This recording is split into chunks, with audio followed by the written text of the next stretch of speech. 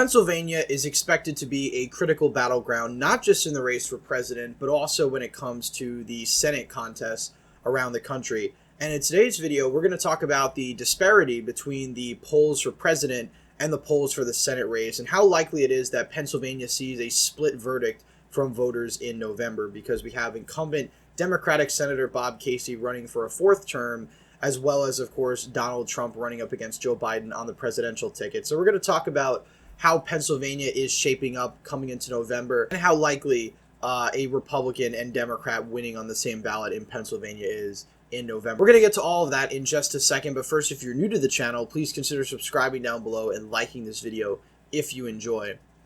So Pennsylvania has a 2.3 lead for Donald Trump right now. Trump at around 47.8%, Biden at 45.5%. At this point in the 2020 election, Biden was up in Pennsylvania by 4 points. Hillary Clinton was up by 5.3. Now, of course, in 2020, Joe Biden only won Pennsylvania by 1.2, and Hillary Clinton lost Pennsylvania in 2016 by 0.7. So if these polls are any indicator, they could indicate a swing towards the Republican. Now, I think the biggest caveat is that this time around, Donald Trump is not the incumbent president. So I think in 2020, the swing in the polls that Trump got in the Rust Belt and all across the country was because he was the incumbent president, and that was sort of last-minute voters voting for the incumbent by default, and also sort of the undersampling of Trump voters that we typically saw before the 2022 midterms. In 2016, obviously, you had the shy Trump vote, which was something that baffled a lot of pollsters and ultimately threw off most of the polls around the country, although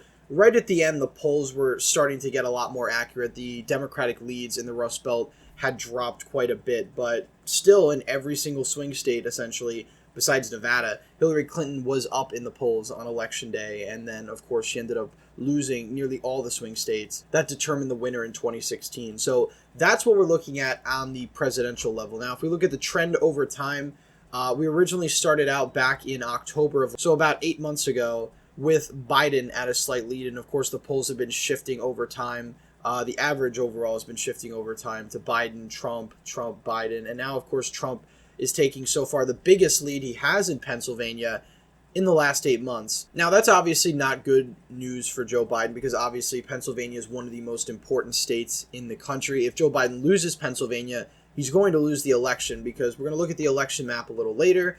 But if he's losing Pennsylvania, he's probably losing Wisconsin, and that's essentially the election. The only way he really makes up for that is if he wins Nevada, Arizona, and Georgia, and those are the states that Joe Biden currently is behind in the polls the most.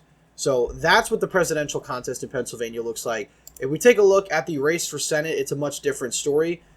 Dave McCormick, the Republican nominee, only polling around 42%, Bob Casey hovering around 47%, and overall that gives him about a 5-point lead in the polls. Now, Bob Casey is an institution in Pennsylvania.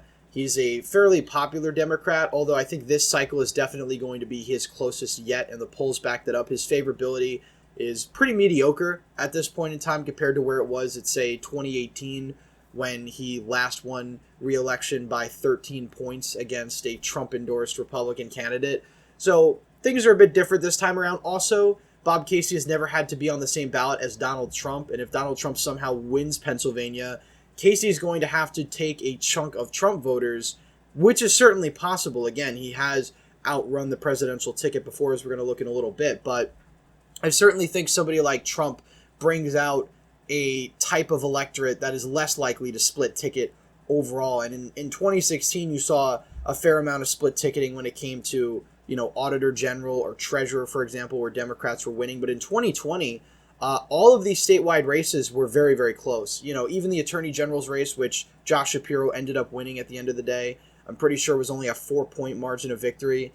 And the other races, obviously, you saw flips in the treasurer's race as well as the state auditor. So Republicans winning there. So I think in 2024, all of the margins for everyone that wins in Pennsylvania is going to be relatively close to what the presidential margin is. So if Joe Biden wins Pennsylvania by 1 point, Casey probably wins by 5 or 6. The other statewide offices get closer. If Trump somehow wins Pennsylvania by, let's say, 2 points, which I think is very unlikely, but if that does happen, you could see the Senate race brought between, 2 and 3 points. So really McCormick needs a giant shift in the polls, or he needs Donald Trump to win the state of Pennsylvania by over 5 points in order to actually beat Bob Casey. Because as I mentioned, Bob Casey is an institution in Pennsylvania. He's a very, very tough Democrat to beat. And that's mainly because he's a very boring Democrat. There's nothing exceptional about him. The unions in Pennsylvania like him. He's not that controversial on Capitol Hill. There isn't really a ton of headlines about him. You know, when you think of high-profile Democratic senators, obviously you think of Chuck Schumer. John Fetterman's been in the news a lot. So you have the other senator in Pennsylvania getting way more media attention than Bob Casey. This allows him to sort of fly under the radar and sort of run the everyman campaign for Senate, sort of appealing to the blue-collar, white working-class voters he needs in Southwest PA and the Northeast.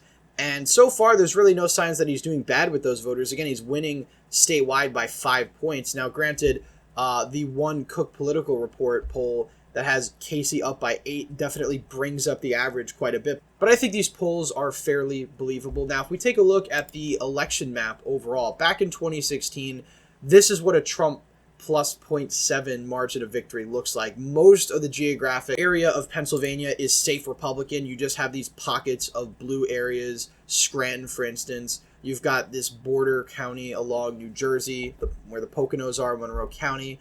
And of course, you have the suburbs around Philadelphia, and then you've got Pittsburgh. Those are really just the blue areas in PA. So essentially in 2016, the votes between the Republican and the Democrat were almost even. Donald Trump just had a little bit more, and that's why he was able to win. But geographically, this is a tough state, I think, for the GOP to win, because you have trends in the rural parts of the state that have benefited Republicans massively. But now you're seeing the trends back in the suburban parts of the state. You know, Bucks County actually trended right in 2016. Most of these counties around Pittsburgh trended right. You did have a couple counties outside Philadelphia trending left. Again, these are high population counties, but because the vast majority of the state was trending 10, 15 points to the right, Donald Trump was able to win here incredibly narrowly back in 2016. If we fast forward to 2020, the story is a lot different. Most of the state is now trending back to the left. So you have the Philadelphia collar counties, which were trending left already in 2016, trending more left in 2020. And you also have Biden doing a lot better with white working class voters in northeastern PA. Again, Lackawanna County, home to Scranton. Luzerne County, which was that pivotal bellwether county that Obama won twice in 2008 and 2012. Donald Trump wins in 2016.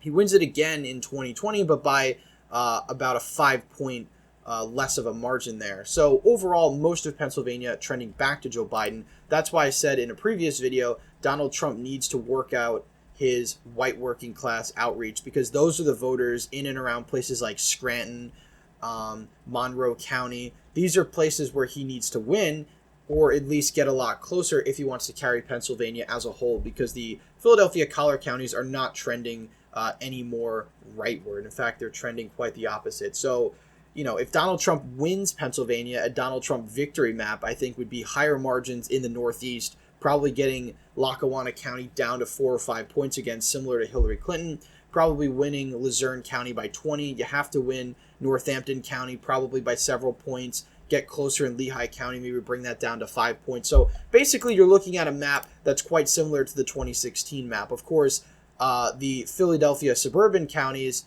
which are going to go blue, are going to have higher margins for Joe Biden, which means Donald Trump needs to overcompensate in the Northeast, and especially down here in and around Pittsburgh. So while he's probably not going to do better in Allegheny County, which is now trending left again, he needs to do better in places like Butler County, Westmoreland County, Washington County. He needs to really drive up massive margins in these places, because that's the only way he's going to be able to win statewide. He needs to press Democratic turnout and higher margins in the Southwest and in the Northeast. It certainly wouldn't hurt to win Erie County back again, which the statewide candidate for the Republicans last year actually did, even though they lost statewide by 5 points. So it's possible. Again, the polls say that Donald Trump's leading in Pennsylvania, but it's very difficult at this point in time to see what a Trump victory in Pennsylvania looks like, because the areas that he needs to drive up high margins in are currently areas that are trending left. Lancaster County, for example, one of the reddest counties in Pennsylvania, a county of over 500,000 people. This is a place where Donald Trump needs to do very well. Back in 2016, he won here by 19 points. Fast forward to 2020, Donald Trump is only winning here by a little less than 16 points. And this is a fast-growing, left-trending county, but it still is a county where Republicans are getting the vast majority of the vote, but it's trending left. So trends are going against Republicans in Pennsylvania. And I've been saying for a while I want to make a separate video on this state because that could really be what makes it such a difficult place for Republicans to win. And it's probably another reason why Donald Trump isn't leading in Pennsylvania like he is in the Rust Belt by 5 points. It's because the geography in Pennsylvania politically is so difficult. And these polling leads could easily be because they're oversampling rural voters in central Pennsylvania and undersampling people around the collar counties. So a split verdict in Pennsylvania, I think, isn't very unlikely. I still think at this point in time, Pennsylvania is tilting in Biden's direction. Again, I'm going to make a whole video about that because I think fundamentally Pennsylvania is just a Democratic state. And 2016 really was sort of the perfect storm for Donald Trump. Hillary Clinton was a terrible candidate, and you could argue Biden is a terrible candidate this time around because of his approval numbers. But geographically in Pennsylvania, these areas in and around Philadelphia do not really show a lot of flexibility like the Northeast did back in 2016, where you saw humongous shifts in favor of the Republicans. Southeast Pennsylvania continues in every election cycle to trend more and more Democratic. So even though the polls are saying Donald Trump is up by 2 points, it's very hard to see that actually on the electoral map because the geography is so difficult for the GOP. But, you know, Pennsylvania is a key state. As of right now, Biden, I think, is the narrow favorite here. If he wins Pennsylvania, he wins the election. Now, if Donald Trump wins Pennsylvania, he wins the election. So that's really the whole ball game. And of course, you know, I think Trump should put a lot of effort into Wisconsin because that's another very important state. But if Trump wins Pennsylvania by a point, you know, it's very likely that Bob Casey Jr. is going to win here in Pennsylvania, maybe by 6. And that would put the Senate at 51-49. So Republicans need to flip Ohio.